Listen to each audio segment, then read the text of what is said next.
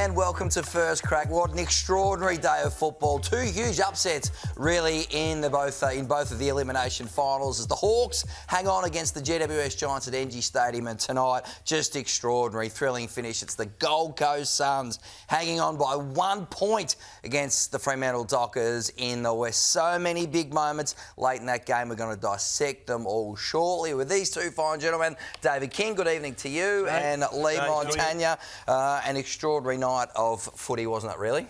It was an amazing day. It was finals footy at its best. For the Hawks to get headed and come back and find a way to win, and then the footy gods do exist for the Gold Coast Suns with David Swallow being the hero in the end. It was an unbelievable day of footy. I couldn't have been more happy with the games that we watched today.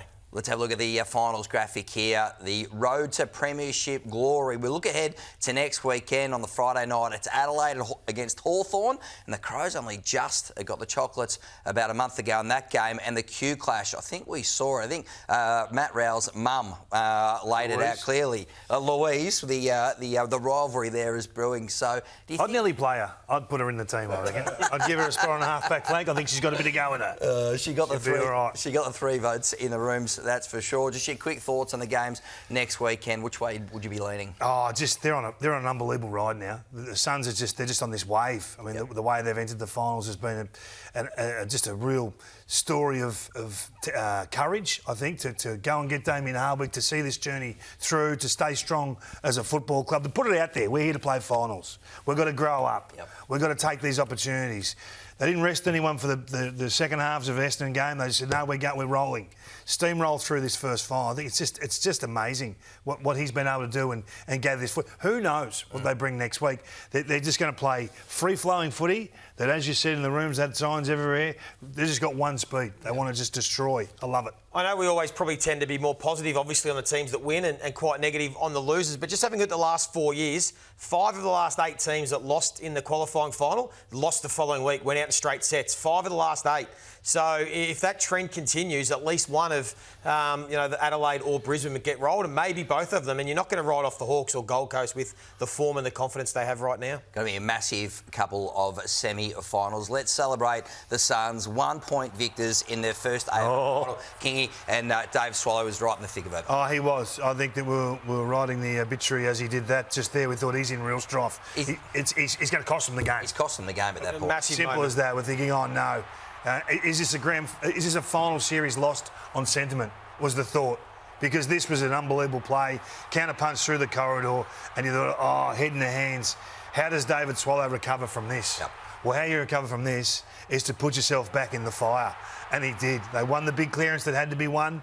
And then he's there. Look, it's a pretty silly play from Cox. This is the other goal, obviously, from Mac when he's going down on JT. But to put himself back in that situation, Joey, right here, yep.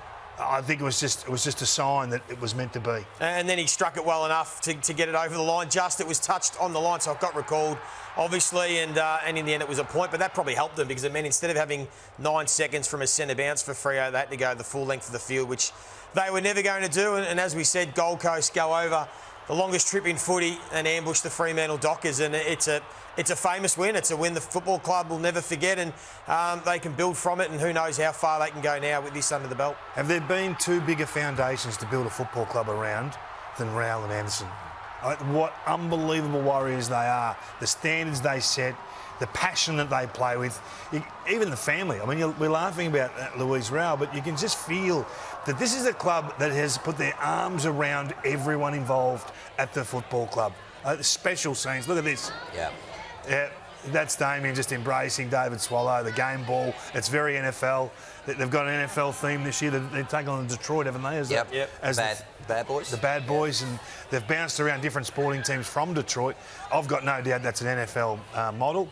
The game ball going to David, but what a special place. What a great place to be at the moment, the Suns. And crucial from a big picture perspective is what 2018, when Tom Lynch and Stephen May walked out on this football club, there were stories about, right, do they shut the doors on this football club, and 2025, first final, not only that, they win it. And Matt Rowell made a big decision on his future mid-year to stay at the Suns, and he'd be feeling pretty good about that tonight. But him and Noah Anderson, as you mentioned, Kingy, were enormous tonight. Yeah, Kingy just touched on it. They had to be Herculean tonight to win this game, and they were. It's incredible that they continued to deliver. It's not really incredible because they've done it week in, week out, but to go over and really, it was two of them fighting three. I thought the midfield battle tonight, King, it was an absolute heavyweight battle. Like Young, Sarong and Brayshaw were awesome for Fremantle, and Rowell and Anderson had to go up against them from start to finish, and they were just brilliant. We just saw a stat from the guys in the previous game. It's only the third pairing of midfielders in the last 10 years to have 30-plus disposals and 10-plus score involvements. Both of those boys did that.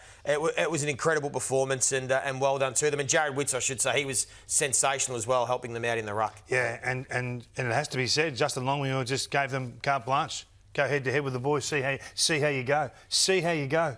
34 and 32. Chris Scott doesn't do that. We're going to get to my first crack later with coaching matters. It matters. You gave this team a heartbeat and they turned it into an on-the-road victory that not many saw coming, except for Damien Hardwick and his troops, and God love them. The way they play is with an edge and a brutality that was just too tough for Fremantle. It really was. All bar about, 8 minutes of footy, they were just ginormous in the middle of the ground. Get to the Dockers side of things in a second, but the Suns at the contest, it was pivotal in tonight's victory, King. Yeah, forward 50. So forward 50 versus the opposition's defensive 50. They just continued to win one-on-ones or ball on the ground, secondary opportunities. And it wasn't until Pearce took control of the airwaves late, in that probably the last 15 minutes, that they really looked to have any ascendancy, the Dockers behind the ball. But this just happened all night. I mean, they ended up winning +4. +4 doesn't sound like a lot, but if you can finish in the positive, given the outnumber, and it's easier to defend than attack. Simple as that. It's harder to create a score than to save one. But they just kept turning up, kept winning ground ball. It was different players, but Humphrey was just terrific. He took all of his moments. King did some things that were critical, that were really important. But in the end, it was the group. It was a shared experience of those half a dozen guys that just had their moments and they took them. So they didn't necessarily have to have 70 inside 50s to get it done, because they kept winning contests and scoring. Ben Long was big in that too, Joey, when Isaac Rankin left the Gold Coast Football Club. The pick they got for him, they took Bailey Humphries, pretty significant tonight. He was tonight, wasn't he? He looked like a junior Dusty Martin that Damien Hardwick had at his disposal at Richmond, and his second quarter in particular was brilliant. He kicked the 3 goals, just got that power and explosiveness. We saw this one coming out of contest, just doing things that there are only a handful of players in the competition that can do, and he's still only scratching the surface, really, of what he's capable of. But his first ever final, he stood up. We thought he would be. He's that type of player, and in this, in a tight, low-scoring game, it was a separating factor what he was able to produce. He can finish inside forward 50, that's for sure. We're going to go now to the Fremantle coach, Justin Longmuir. I believe he's with the champion, Nat Fyfe, in his press conference. Nat, how are you? Yeah, not great, Craig. A little bit numb. Thought we dug in towards the end of that game, and I think we all got pretty hopeful towards the end, and then to have it snatched away like that, it's yet another example of what footy can do to you. And congratulations to Gold Coast. You've lived through so many highs and lows. To go out with that sort of result in that sort of a way, like how devastating? I just think that's fitting. It's just the game does not give up its rewards very easily, and there's a lot more times you finish a season heartbroken than the opposite. The game's been very generous to me. I'm grateful for that, and to be able to get back and actually be involved in this game this year, I'm really thankful to JL and to Joe Bridie and Garlo for having the belief to just allow me a little bit of rope to keep that dream alive. So I'm really grateful that I actually got the opportunity to play in another final again. You've given it everything you've got. Does that leave you with a sense of satisfaction knowing that, yeah, you tried everything effectively? I think so, yeah. I think I came to a point last year where I felt like I'd turned it, every stone, and given absolutely anything I could, and where the story went from there was out of my hands, and hopefully I get some closure and peace of mind that this part of my journey with Fremantle, I did everything I could, and as I said, I finished disappointed in some ways because of the way this season went, but those memories will eventually turn into fond ones for what's been an amazing experience. That's obviously, this is the end for you, but you're one of the best for this club. What's your message to these younger players who have got to bounce back from this and go again? Well, it's pretty early at this stage, Bridget, to give sort of a message, but I think, it's no use selling false hope at this stage, but if you look at the profile of what we've been able to do over the last 2 seasons, the consistency of our performances, I think we've won, only lost 3 games in the last 13 or 14. We've learned to win on the road. We've given ourselves every chance of evolving the way you'd like a list to, and there'd be a lot of teams saying that about themselves, but I think we genuinely have got the calibre of players in the right profile to have 5 or 6 bites at winning a premiership, and from the West Coast is increasingly difficult because of the travel, but hopefully there's some hope we can take away from what we've done the last 2 seasons. What about your final moments out there tonight? I mean, the crowd has been very loving towards you, as you'd expect, but when you took that big mark, that was a nice moment. That was nice. I'm not sure how that stuck, to be honest. But I felt like I was able to thank the crowd a couple of weeks ago, and I've done it in my own little way a couple of times over the last few years. So, again, was really grateful for the support tonight. You walk away content, or is there still that little bit of something missing because you didn't get the team success on top of the individual success? Look, I don't think so. I don't think I needed, as I said earlier, I don't think I needed anything else from the game. We all want to win premierships, and I do have some contentness that I'd tried everything and gave absolutely everything I could to the club and evolved myself along the way, and I think that's, in some ways maybe my journey was more important for me not to win than to win. Now, how close did you come from not playing, I guess, again this year? You obviously had the injury battles, and you mentioned you had a bit of a long road to it, but the dream is still there for you. Was there a point in the season where you really thought this could be it? Multiple, yeah. When I injured myself before coming on the ground, that was probably a big one. Did the hamstring down at Peel, had a knee injury in the pre-season, rolled my ankle on Tuesday and hardly got up for this game. So the game tried many different times to tell me that the end of the road was near. And so I walk away knowing that this is definitely the right time. How bad was that rolled ankle and how did you do it? It was just at the end of training on Tuesday. It wasn't too bad, but when you're at my age and what scar tissue, a small ankle can turn into a pretty major thing, but it wasn't too bad. When you looked up and saw that it was the other guy who was retiring with the footy in his hands, what did you think? Yeah, I mean, it was somewhat fitting. He's been an amazing warrior for them. We started our journey together playing state 18s footy, and an important moment for him and their footy club, and as heartbreaking as it was for us, that's kind of what footy does. It gives them a special moment. And what's next in your journey in just terms of general life? It's a great question, and if I figure that out, I'll let you know, but it's a period of rest for now. Thanks, guys. Thanks for all your support as well. That's it.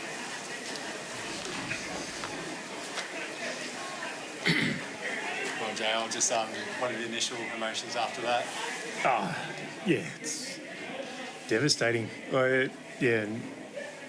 I think whenever you finish the season, there's no pleasant way to go out unless you win it. But the way that game played out, the fact that Nat's retiring and Sonny's retiring, and just probably adds a lot of extra emotion. Because you stand up in front of the whole staff and group after that performance and that ending with those two greats retiring. It's really hard to put into words. So, the players are hurting, but the game's a game. But then, it was bigger than that after the game because of the calibre of people that that are leaving the club at the end of the year. And it was an amazing comeback by the team. How did you analyse first of all the comeback and then those frantic final few minutes? Well, said to the players after the game, didn't dig too deep, but the second quarter we just fell away with our footy. Our role play, our contest fell away, and concede 7 goals in a quarter.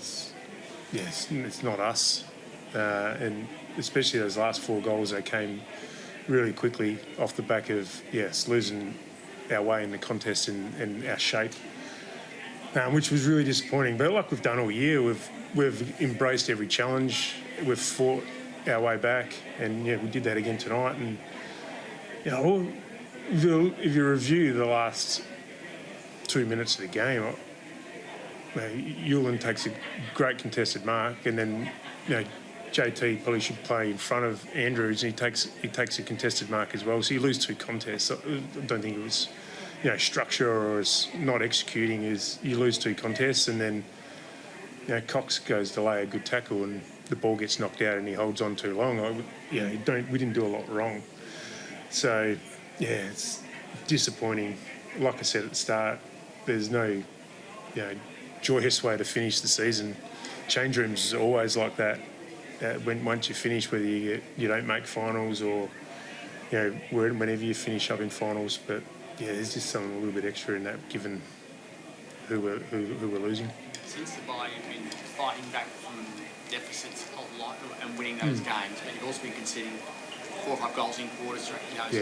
Did the weaknesses from those moments end up catching you out tonight? Was that the reason that you lost the game if we didn't fix those moments? Well, you could say that. Yeah, I've probably alluded to that because we wouldn't want to put ourselves in that position, but we're in front with 3 minutes to go. So we've shown great maturity in those moments to be able to execute, and there's a couple of things we could fix up in terms of roles and the way we'd like to set the ground up in those final 2.5 minutes, but they won a couple of contests. So it's a long way to answer, but I don't think that was the case tonight. Justin, have you spoken to the players yet? And what's your sort of message to them, given I suppose it's not just about tonight, it's about the whole season and Yeah, well, we'll review the season with the players. Like at the end of every year, there's a lot of change. Like I said at the start, it was a hard one to talk about with the players because of the calibre of people we're losing. Nat and Sonny are going to leave a big hole at our club. We're going to lose leadership. And it was trying to find the balance between thanking them for their service and their dedication to our club and what they've given to our club. Nat sat there just then and talked about, his body breaking down over the last, probably 3, 4, 5 years, really. But, there's someone who's given a lot to our footy club. So, as much as you want to stand in front of the players and talk about their game and the X's and O's, there's sometimes a little bit more to it than that. So I probably went down that track a little bit more in thanking them and thanking those two for giving what they've given to our club. It's a disappointed Justin Longmuir, Fremantle coach. You tipped him for the flag at the start of the year, King. Clearly underachieved in your eyes this year, Freo. Oh, that'd be shattered with tonight. I mean, this was a game they should have won. I mean, there wasn't many people tipping them to win this one. They'd worked hard to get back into the game after a really poor first half. I know you can break it down to contest by contest, but they play in small margin games. They live in this space, and sometimes you roll snake eyes. So it's as simple as that. They certainly did tonight. Righto, Joey, it is time for your first crack. Yeah, well, we just heard from Justin Longmuir, and I'm taking a look at the 4 losing teams this weekend because a few years ago, Simon Goodwin made a statement in a press conference that has stuck with me, and it still holds up every final series. And it's your vulnerabilities as a team. Your weakness gets exposed in finals. And that's why we always preach the team's profile and what shape they're in and try and inform the viewers where a side is at. Because if you do have vulnerabilities, they do get exposed. And it was exactly the case in the 4 finals for the losers this weekend. Because if we start with Adelaide, I'd been speaking about it for the last 6 weeks leading into finals, that they had really been struggling to move the footy. It was something that probably hadn't, resonated with a lot of people until late in the season. And on the weekend, they couldn't get the ball from that defensive mid-zone, which Kingy's spoken about is so important, into their inside 50. They were bottom 6 coming into the season, and it was their worst performance of the year in this game. They only scored 5 times from the back half against Collingwood. We'll deep dive into the games a little bit later, but that was a vulnerability where they couldn't move the footy, and in a big game, a high-pressure game, they just didn't have the tools to be able to do it, and I'll take a deep dive in that one later. Then you think about the Brisbane Lions, and when you look at their profile, for a team that have a lot of positives, and in previous years it's been a strength, this year their efficiency inside 50 had been an issue. They ranked 12th in the competition coming into the finals, and against Geelong, they struggled to score. That number has been boosted because they got 3 down the field, free kicks that actually increased that. But when you think about their own entries, they really struggled. They only took 6 marks inside 50 in that game. So it caught up with them. We know they've got some injuries and some players down on form, but that was a big one. Then you look at the Giants today. And what about them? Well, they ranked 9th in the competition for points against, the lowest of any of the finals teams. and they conceded 107 points today, their third worst return for the season. And they found out that, you've got to defend to win premierships, and we'll touch on that a bit later. But it has been something. They play in shootout games. When they kick over 100 points this year, they're 14 and zip. When they don't, they're 2 and 8. They love shootouts. It wasn't quite that for them today, and they got exposed. And then we just saw Fremantle, and there's been a lot of talk about their ability to score enough points. And while they were okay, they were ninth, going into the finals. That's the worst of all the finals teams. They had 59 entries but could only manage 79 points. They couldn't put the score on the board when they had their opportunities and when they needed to, and left themselves vulnerable. So once again, where you were vulnerable, you get found out, and that was the case this weekend. Weaknesses exposed on the big stage. Righto, Kingy, what's your first crack? Well, mine's pretty simple, and it's coaching matters. And it's not just game day. It's not just today. It's what you do in the weeks leading up, the months leading up, the planning, the foresight, the vision. And I think the template is Geelong, because they just don't allow the opposition to do as they please. And we're going to talk about Anderson and Rowell having 70 touches between them. But there was no way Geelong were going to allow Rayner and McCluggage to beat them. They say, OK, if you can beat us with Ashcroft, the pair of the Ashcrofts, and you can beat us with Bailey going crazy or a wild card performance from someone else, no worries. We'll live with that, and we can adjust in game. McCluggage has one kick at half time because he's just absolutely clamped by Mullen. And O'Connor and Rayner had a great battle. Now, he got a couple of goals that were freebies from the umpiring department, and he had a few moments. But all in all, the mindset of this group is we're not going to get beaten by what we know going in. So I think it's brilliant coaching. The resting of Dangerfield through the year, Martin through the year, Stengel and Smith and these guys, so to make sure that they've got their best 23 to choose from come the first week of the finals. What an unbelievable asset that is. The roles of players has been shifted over the last month of footy. They've all played everywhere. So if you're planning to play against the Cats, you've got no idea where those magnets are going to fall. And in the end, they set it up for Holmes and Bailey Smith to outrun those midfielders I just spoke about before, because one, you haven't planned for that, or two, you can't cope with what the opposition are putting to you. So they take control in the coach's box. What was the plan for Dempsey? Were you ready with what he was going to do? Did you have the correct matchup early that didn't allow Geelong the luxuries to get off to a flyer? Was Matty Nix ready for Darcy Moore to take absolute control behind the footy? And when he started to do that, what did you do? Coaching matters. You've got to do something about that. If you had your time again, would you let him take 9 intercept marks? Would you let him have 13 intercepts for the day? The gambles on injured players coming back in, Hogan, Stringer, Kelly, was it too many? Was it just right? Should you have taken less? Should you have taken... Was it Weddle and Butler? Not all of them are busts. This is coaching. This is why you get the big dollars. So at selection, there are risks taken. The management of De Goey, to get him to be able to perform the way he is, you have to say huge tick. So all these things, all these decisions are nothing really to do with how you want to play. Because ultimately the system is embedded over 1, 2, 3, 4 years, depending on how long those coaches have been there and where they're at in the cycle. Does it have preliminary final integrity or not? Is it ready to stand up against the best? Because Fremantle's tonight is not. Yep. Because they can't shift and cover those midfielders that we're talking about. They don't have someone that can go and lock away Bailey Humphrey, who's out of control. So in the end, it's your system and it's your beliefs that we pick apart. Now, we do that from the cheap seats. Absolutely we do. But we do it off the level of what the best are doing. And the best right now is Chris Scott. So if you're not at that level, you're getting beaten. OK, so that's the challenge for the competition, not just for the individual coaches, for the full club, to get the right people in, to ensure that you're playing a finals system. Are GWS Giants really playing a finals football brand that's going to take them to the promised land? Or is it great to watch, can beat anyone any given day, can smack the awful teams? Does it really beat the best when it matters and when it counts? And maybe this is why we look at Damien Hardwick and say, he's doing it again. Because this model works. We're looking at Chris Scott all the time. We're looking at Chris Fagan all the time. So we look at these guys that do it for a reason. So what are the rest learning from these guys? And if you're not learning from them with some of the things, that's 20% of the stuff we've gone through there. There's so much more. If your system doesn't work in big games, it's no good. Are they the team to beat now, the Cats? Of course they are. Most people would have them top of the pops, but it's not just for one singular reason. It's a season-long plan. It's the season long. It's everything. All roads lead to preliminary final. And you can get beaten in a prelim. You can get beaten in a one-off game, no problem. But they give themselves every chance every year because they make the right decision season long. Cats and Pies are booked. Home MCG preliminary finals. It's going to be a massive September. Righto, fellas, it's time for my first crack, and that is about the man who could unlock the Charlie Curnow trade. Here comes the sun, and that man is Jed Walter, because until now, the Blues have been a hard no on the Curnow trade. We've heard from Graham Wright, Rob Priestley, we've heard from Michael Voss. It's been a hard no.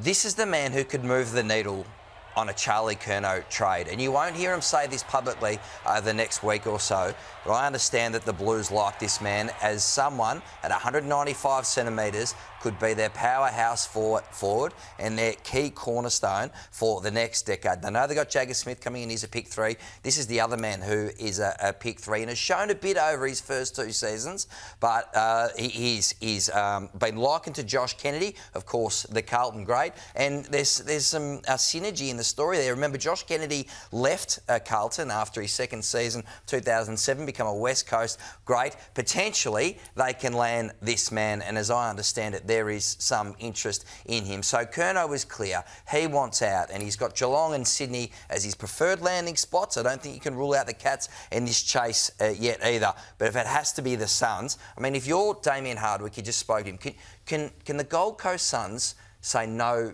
to Charlie Curnow? Because they've got Ben King and Charlie Curnow potentially in premiership mode next season. Is this something the Suns should be interested in? I think yes. I think their window is the next 3 years. They can win a premiership, and I think that Charlie Curnow will help them do that. So I think for them, but that means they're going to have to give up, a young, prodigious talent. We don't know how good he's going to be.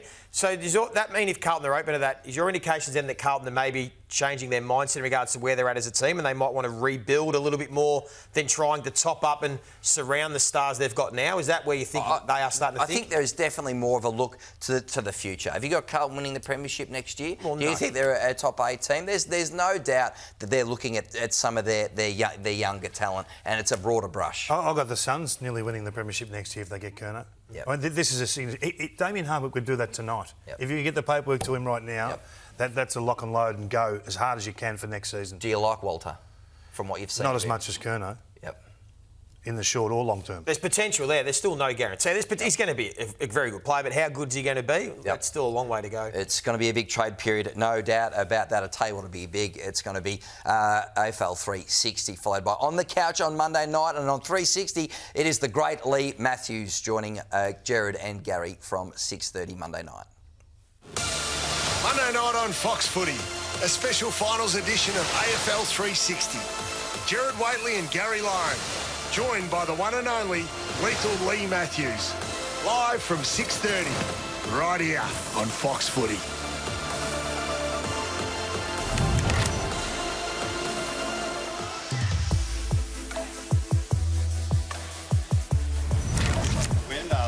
How good does that feel, and what are the emotions like at the moment? Yeah, it's great. It's it's always good to beat a great side. Freo, well coached, well drilled. Hostile environment, always tough to come over, and one of the toughest trips in modern AFL footy, and to come away with a 1-point victory when we got headed. I thought it speaks volumes of the playing group and how far the club has come. It's been 15 years of hard work, and we've managed to make the finals first and foremost, but to have our first victory in a final is incredibly rewarding. We get the great challenge of trying to beat Brisbane on their home patch, so probably the biggest game in Queensland history, I would imagine, so looking forward to it. When you saw Swallow get that free kick, did you just think this is meant to be now? We're just hoping he made the distance, to be honest. We weren't too sure, but it was sort of a fairy tale moment, wasn't it? He's such a... Well, he is Gold Coast. He uses the fabric of the place, and what he's given our football club, it was just reward, I think. And for him to kick the winning point that got his club over the line, someone that he's served since he's been 17 years of age, 15 years here, given so much, and I think Witter summed it up best when he sort of said, Dave stayed when others moved on, and that was fine, but Dave committed and stayed the course. So it was a great reward for him. When was the decision of bringing him into the squad? Yeah, I spoke to Dave. He actually lives about 5 doors down from me, so I went there the first time, and him and Georgia were out for dinner, sort of thing. I thought, oh God, this is going to be awkward. And I think it may have been one of his sister or cousin or something was there, so I had to come back later. And I just thought it was important that he played. You know, he's, as I said, he is Gold Coast. You know, what he's given this football club. We didn't give him a game, but he earned the game. You know, not only from his form thus far, but what he's given this club over, I think, the 15 years previous. So it was important that he played. Is he in a game against Brisbane? Yeah, well, we'll have selection. God, can I just enjoy this one, please? We'll get the selection later on the week, so we'll work our way through that. Yeah, it was a great story. You said he spoke to the players, you know, addressed the players pre-match. Are you able to share a little bit of what he shared with them? Oh, he just sort of... He spoke to the midfield group, which was very cool, and, you know, we sort of spoke about how the guys have done the heavy lifting throughout the year, and he wanted to, you know, jump on the back of that and enjoy the experience, and, you know, it was very, very good. You know, Sean Grigg got to speak to the guys, and, yeah, it was quite a touching sort of, you know, moment for him to be out in front of the group and speak to them, and, you know, they idolise him. You know, he's everything that everyone wants to be, you know, both on and off the field. He's an incredible person. In a final, you're up 26 points. Fremantle come home, who have been coming home strong the last few weeks here, playing in the first clubs ever final. No one really would have said any need if you had to win. The maturity to be able to get back in front, win the ball out of the middle. Against Port a couple of weeks ago, you got beaten in the middle. So to be able to turn that around in that last couple of minutes, you must be happy with that maturity. Yeah, it was. And we speak about it all the time. You know, losses are gifts in a way, and you learn your lessons along the way. And, you know, Fremantle, they always, you know, come back hard. You know, their last quarters have been very good, and we just couldn't quite get some things right, especially around clearance, but we managed to rectify that at the end. But, you know, we've spoken about it all year. This is a side that digs in. You know, grit we speak about often with our group and connection, and the phrase we sort of come up with, you know, it's a Suns side that never gives in and refuses to be beaten, and they dug deep, you know. Like you said, we could have quite easily just rolled over, but that's not what this group's about, and it's really important that the players understand the fabric of what they've created, that identity piece. You know, Noah and his leadership group do a wonderful job of aspirational type leadership about getting the guys to understand and believe how good they can be.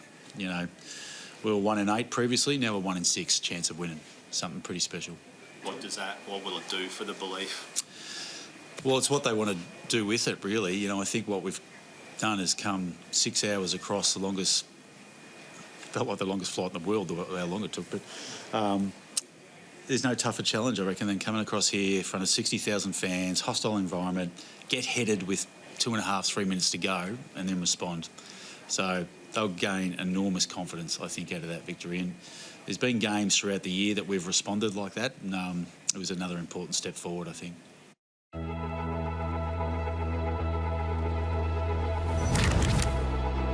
It's elimination final day on Fox. The Giants host the Hawks. It's a mouth-watering clash. Feels like there's going to be a team from outside the floor that's going to come from this game.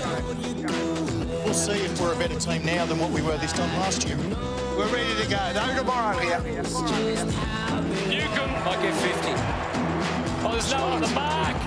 Unattended. What a goal, what a start. A brain fade of monumental proportions. 3 quick goals from the Hawks. You know, our season's on the line again. Know what it takes from that sense, but it's a completely different game today. This is a moment here that just lost their way, the Giants. I think for us today it's all about contest and pressure to start the game, but when we got the ball, take it on. There you go for the Giants. Good finish, good goal kicking at both ends. And the final here, the eliminator is starting to heat right up.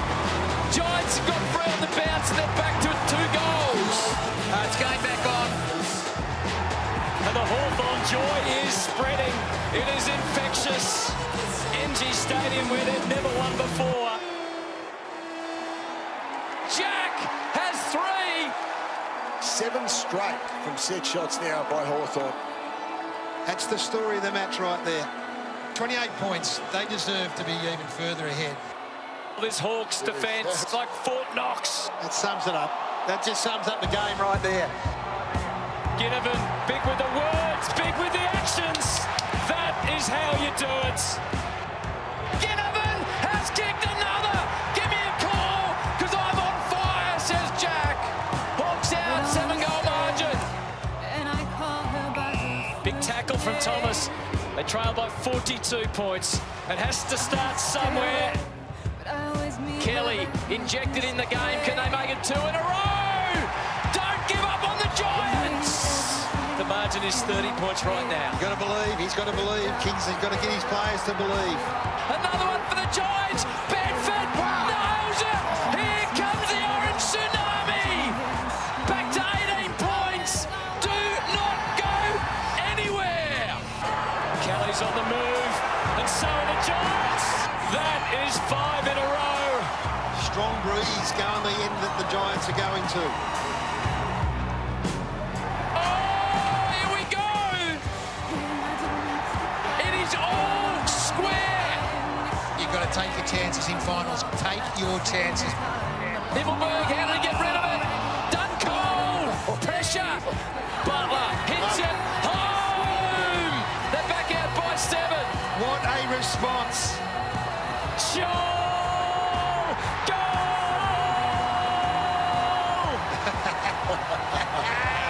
Elimination day in the AFL, and it's bye-bye to the Giants. Come on, Joel. Roll again. The Hawks push on to Adelaide in one of the great finals. But for Toby and the Giants, their season is done. Is there a better feeling? Is there a better feeling than winning finals on the road, away?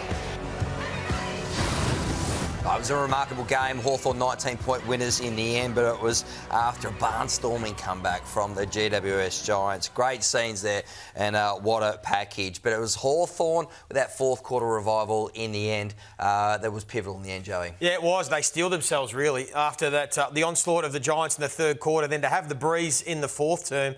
But I thought the Hawks defenders really stood up, and that's what I loved about this team. And we talk about defence wins premierships, and it was proof again today because they just repelled everything, and they were able to take crucial intercept marks. They were able to win contests, and I'm talking about Hardwick and Sicily and Scrimshaw. They did it time and time again in that fourth term when the Giants, we know their style, they were able to get the ball from half back and they wanted to kick it long. They just wanted to win a contest or halve a contest to get out the back, but the Hawks defenders stood up. And I thought they were sensational when they were needed. Showed a bit of composure too, Hawthorn King. Oh, they did that first half. I've never seen a team kick a goal like it. It was quite frightening. And they didn't need a lot of inside 50 entries because the composure they had in tight. So he's under enormous pressure there. Both players. One finds the handball and Ginnivan's just happy to live in that environment, happy to take the snap. So from set shots, they kick 7 straight. From outside 40, they kick 5 straight. Wow. That just doesn't happen. That's unheard of. And these guys are on a roll now. They're on a roll. They're really excitable. They love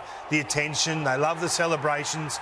And I think when you get on this sort of roll in game, it becomes infectious. It goes through the group. I know they struggle for the next 30 minutes after this point, but they built such a strong lead, 42 points at one stage. It was just impossible, really, and awesome football to watch. They take on Adelaide, of course, at Friday night in that semi-final over there at Adelaide Oval. Today's number one, with thanks to Ford Ranger, was Jai Newcomb, who was making a habit of big finals performances. He was enormous, particularly in that first half, Joey. Yeah, talk about being built for September. This guy absolutely epitomises that. That's now his third straight final where he's been the number one rated player on the ground. Wow. Third final in a row. He did it both times last year in this game, particularly in that first half. It was off the charts. He's ended up with the 12 clearances, 17 contested, 32 disposal. But some of his handballs in tight, like the power and strength that he has, but then the deft little touch, both by hand and foot. I keep saying it's underrated, his skill level, because we just think of him as a brute, but everything that he touched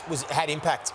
And he had the 8 score involvements as well that set up some play, and he led from the front. He's a bit thin in that midfield around him. You know, War was in there and Warple, but he did some heavy lifting, particularly in that first half when Tom Green and Callaghan were also going pretty mad. So it was a huge performance. The Giants, though, in that third quarter, I mean, they got back into the game. There was more spark around the stoppage in particular, and Josh Kelly was a super sub for them. Oh, that 13 minutes, you know, late second, early third, it was just, late third, early fourth, I should say, was unreal. They're inside the out game. This is Kelly on Warple. Warple's half asleep, and you know what? That's all you need to be. He had an unbelievable third term, Joey. It was ridiculous, wasn't it? We didn't know if he had this in him, to be honest. He's really struggled with the last 18 months, but gee, had impact. So they're inside the outside game, and this is the game now. And if you can't do this, and we'll show some vision later of the Collingwood-Adelaide game, and this is the complete opposite. It's what you allow, what you can put to your competition is everything. So the ability to get the ball to this sort of damaging position immediately is just impossible to defend. So when they are like this, they only won 12 clearances in this period, but they scored 7 times. 5 goals too. They're just ridiculous numbers. So there's damage there. They'll be so disappointed that they're not plying this again next week in a final series. They've had so many problems throughout the year with injury and just lack of continuity, but they can do this.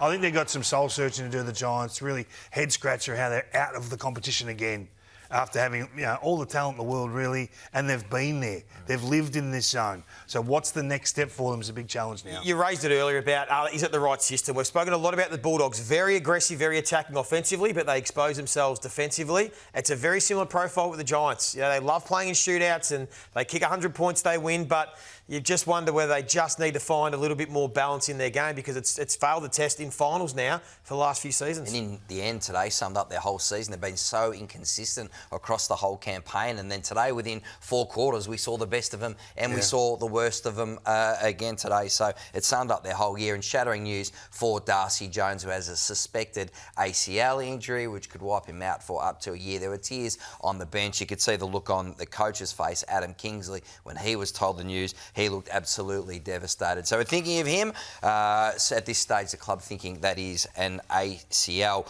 We'll go back to Friday night. It was Geelong. You're saying they're now the premiership favourite, Joey. Too good for the Brisbane Lions, who, again, injuries took a significant toll on the Lions, but it was the Cats' defence, Kingy. I feel like it's been this case for two decades. Defence in the forward half of the ground. So we know what Brisbane want to do. They want to pick corridor. They want to play aggressive. We've talked about don't get zorked. So there's the first one of the day. Cut it off. Head them off at the pass. So if they want to play aggressive, you've got to make them bleed. So if they want to bite off the extreme or the arrogant or the brave, then you've got to be able to turn them around. And they did this. It was just terrific. The forward half game, Brisbane don't really bleed like this. Intercept, they were onto it, just cutting off the switches, and as soon as they denied them that easy 20-metre lateral sort of corridor kick, then it was game on, and they just went to work. As we said, they hunted after the key playmakers of the Lions, and then the role players, you think they're role players for the Cats, but they just did it perfectly. Those wide entries didn't give Brisbane another look. Look at this. That is just inspirational. That sort of stuff. I just love watching it. So this is planning. This is okay. This is what we need to take off the opposition. In a final, can we do it? 100% we can. This is why we marvel at this group in finals, because they're ready. They don't let the opposition's best beat them. And they took out one of the Lions' main men in Hugh McCluggage. You mentioned it off the top. King with O'Sheen Mullen kept him to 14 possessions, one of his quietest games, there you go, in a couple of years since 2023. So unafraid to play that tag on one of the main guys. You hear so many coaches and teams say we want to play our system or we want to play our way, we want to get the game on our terms, where the Cats just try and cut the head off the snake. This is the art of coaching. You can play your system and still minimise the opposition's strengths and take it away from them. That's why Chris Scott is the best coach in the league. It was interesting to see he'd only been tagged 2 or 3 times this year, McCluggage, and had struggled when he'd been sat on. So it was a great ploy and it had a huge impact on the game. The thing that's the hardest to beat with Geelong is the way they move the ball. Now, we talked about it on our first crack during the week, the preview. If you can picture a river and a rock in the middle of it, you've got to choose going around one way or the other. This is how they get their outnumber. See the redundant lines on the left of screen there? They kick it over the top and already they've got at least +1. And then they work. So they're already goal side and then they charge. All of a sudden now you've got a 3-on-1. A 4-on-1 if you don't want to add Manor at the top. And then you get Holmes with that driving 60-metre dart that he's got. But they just are predictable. It's long, wide, quick. So you can just see what's happening. Look at Smith.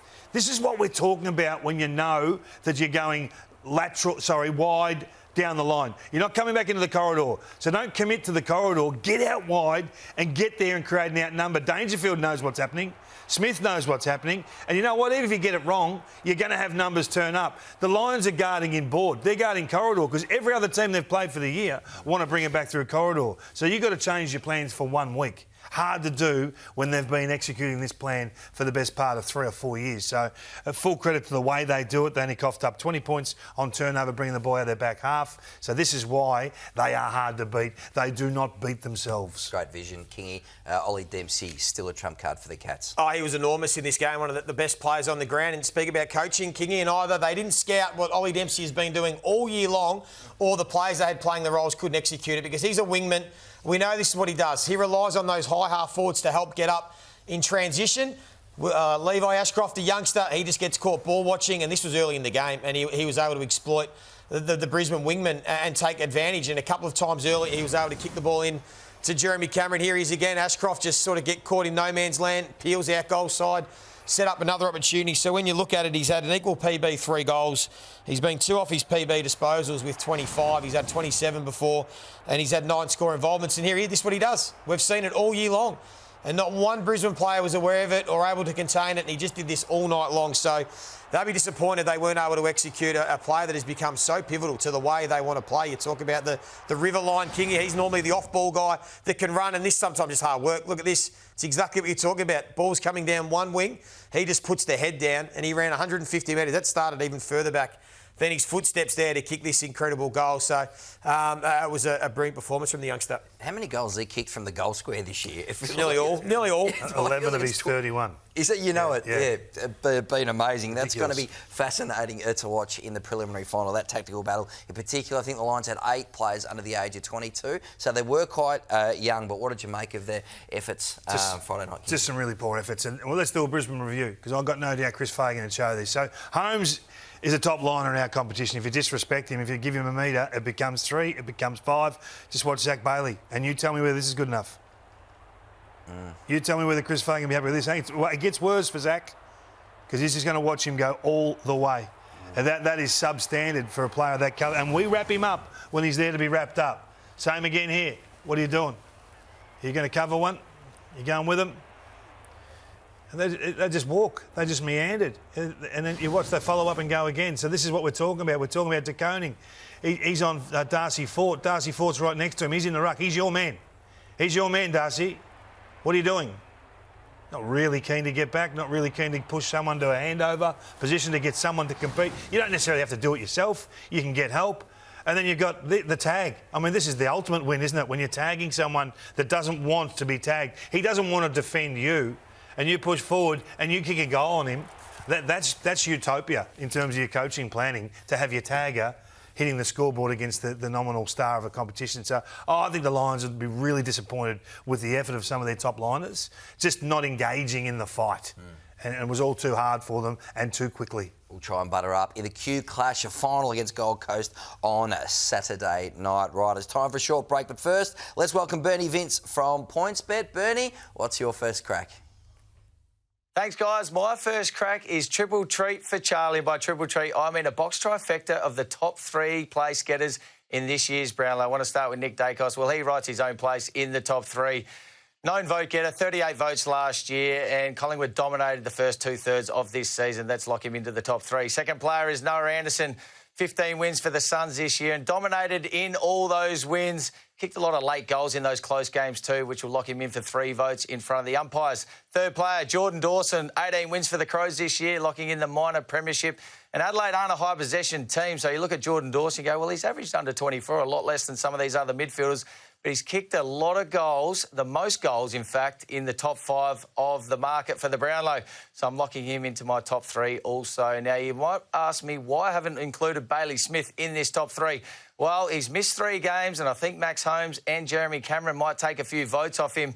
Jeremy Cameron getting right up the ground, high possessions and goals means the umpires will look after him. Here at PointsBet, we'll give you $6.50 if you agree with my top 3. I think that's great value. You can find all these odds plus a whole heap more on the PointsBet app. Have a great week.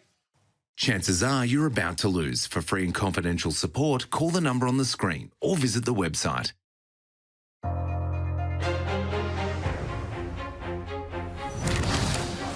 The message is keep putting yourself in that position. Keep putting you in a position where you can fail on the big stage and be incredibly disappointed, but if you're not there, you'll never feel it. And so we've got to just work our backsides off over the summer again to get back into finals and put ourselves in a position where, who knows, we may lose next year and be disappointed again. But that's where we need to get to. To have a big lead and then to give it up and then to get back in front and to show the resilience that we did, that was a great thing. I'm really proud of all the lads and how they went about it. If there was a lot of doubt for different moments and we couldn't get the game on our terms, but I think it took every player today. I thought Geelong's pressure and intensity, reaction time, they just looked sharper than us tonight.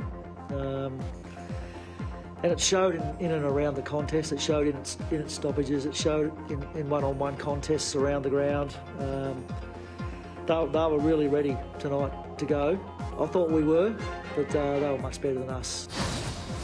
I think in a game where you feel in the box that most things are going okay, but you can't get a meaningful enough gap on the scoreboard, they're generally the most concerning ones, especially when you have such a high respect for what the opposition can do. And obviously a couple of the Rayner goals changed things a little bit. And so in that context, like given that we're already thinking the game's going well, but we're not as far ahead as we would like to be, just the composure to hang in there and make sure that we continued playing the game.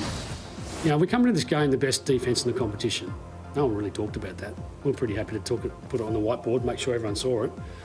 We kept the best offence in the competition over 24 rounds to 55 points. That's not just one person, but Darcy was a big part of that. 3 quarters won't get it done in finals footy. I think we knew that coming in. It's the ability to do it. We were beaten tonight by a side that played better than we did.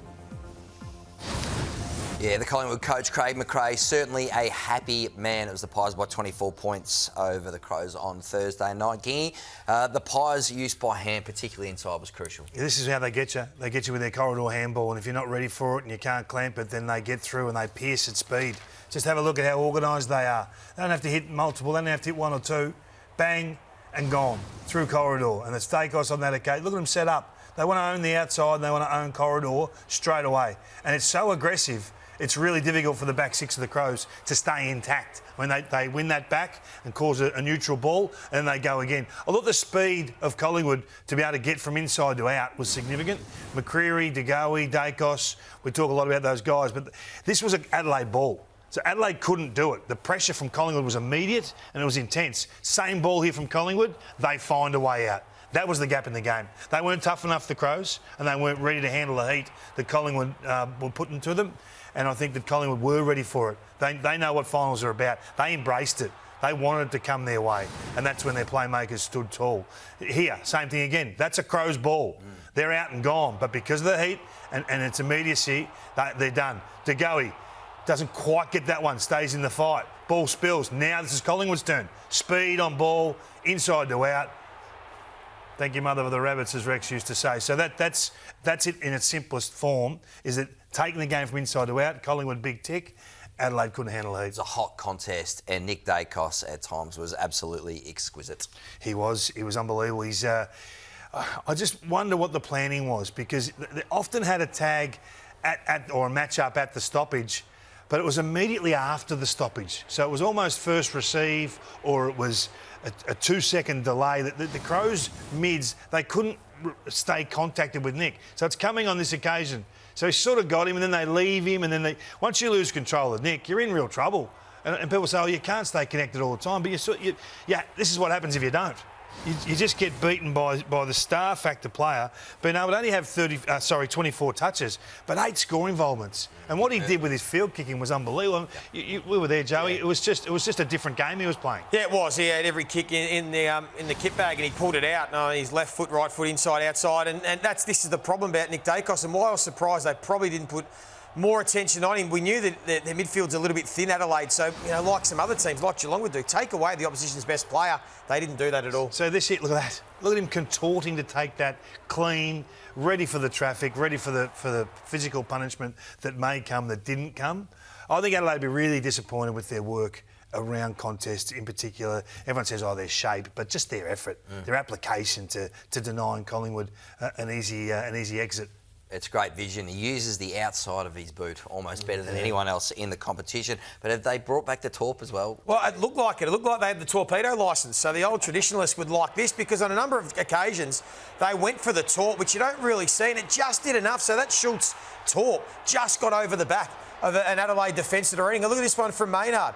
The ability to get over the back of a team defence, it worked on that occasion. And then this one was the best of them all, again from Lachie Schultz. So I still think it's the most underutilised kick in footy, the torpedo to try and clear these zoning defenders and the way it goes. And it looked like the Pies were talking about Craig McCrae said they were going to take risks, and it looked like they had a licence just to go for it. You mentioned Braden Maynard on the defensive, and he had some massive moments, King. Oh, they hunted the tackle. I mean, their pressure was not... Look at this. Knowing when to go and then bang. Arriving, bang, 2 in a row. I mean, that just lifts the whole team.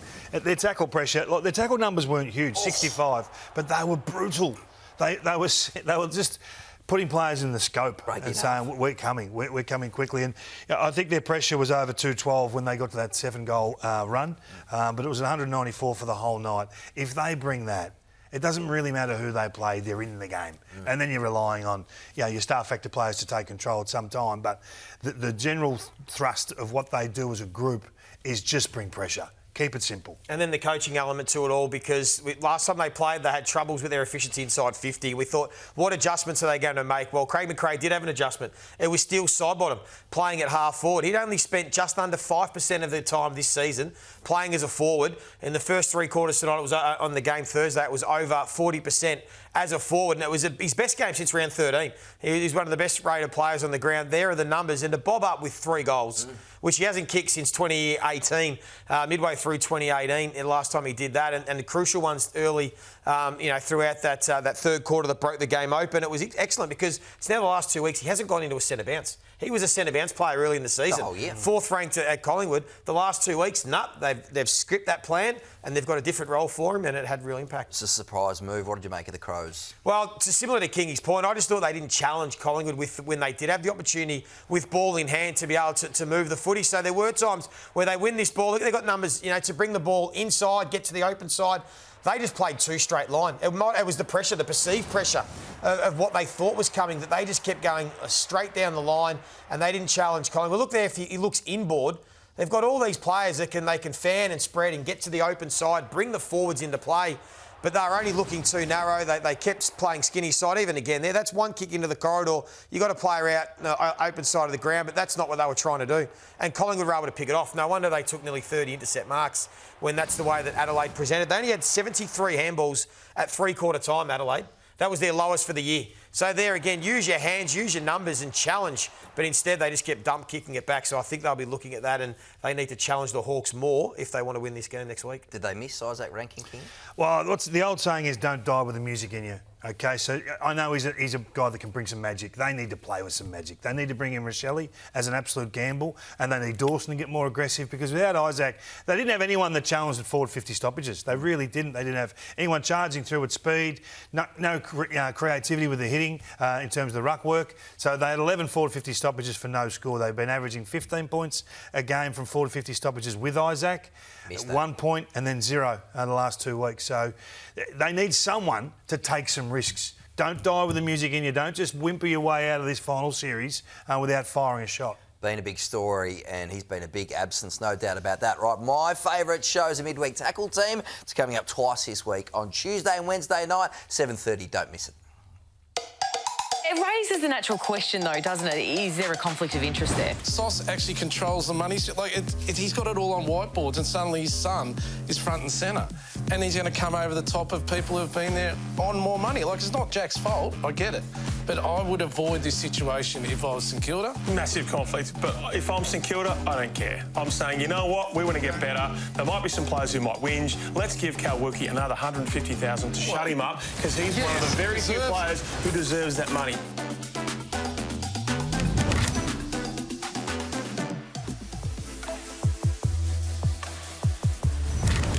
Welcome welcome back to the first crack. Now on Friday night, Joey, one of the biggest talking points was the umpiring controversy and a howler of a free kick in particular, Mark O'Connor on Cameron Rayner, which the AFL's conceded was a big mistake. Yeah, and I think we all agree that that shouldn't have been paid a free kick, particularly when the ball was down the other end of the field. Cam Rayner exaggerated the contact. We understand that.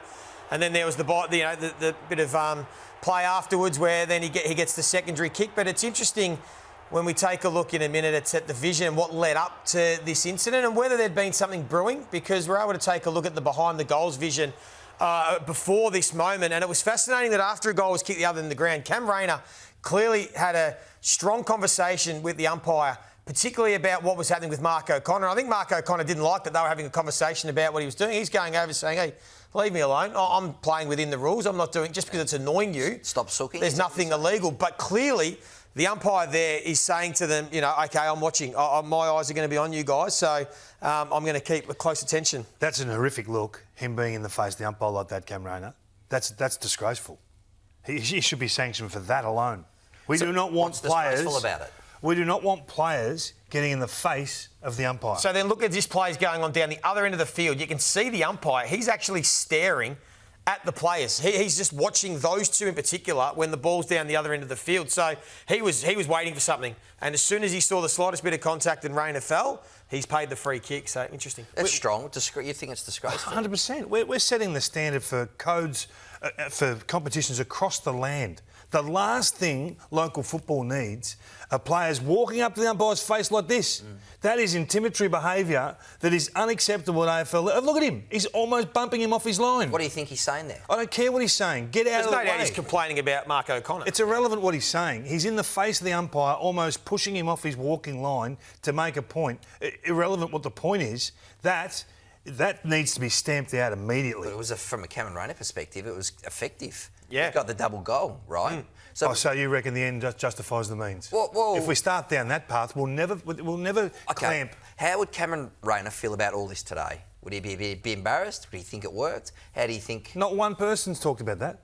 He wouldn't care. I've got 2 goals, but that's not the point. The point is, we've got as a governing body, we have to stamp that out. We're in a really hot competition right now where finals football's everywhere across the local leagues. You can't have that at AFL level because it'll just permeate through. It really will. That's no good. Do you agree or not? I agree with you, Kingy. He didn't sound like it. I just like to wind you up sometimes. Right. It was very strong. Well, it clearly worked, but perhaps that's another memo from Greg Swan and his crew. We finished late, but you've been outstanding, Kingy, and you have been fantastic, Leigh Montagna. Have a great September. Have a happy Father's Day, and we'll see you next on First Crack on Fox Footy. Good night.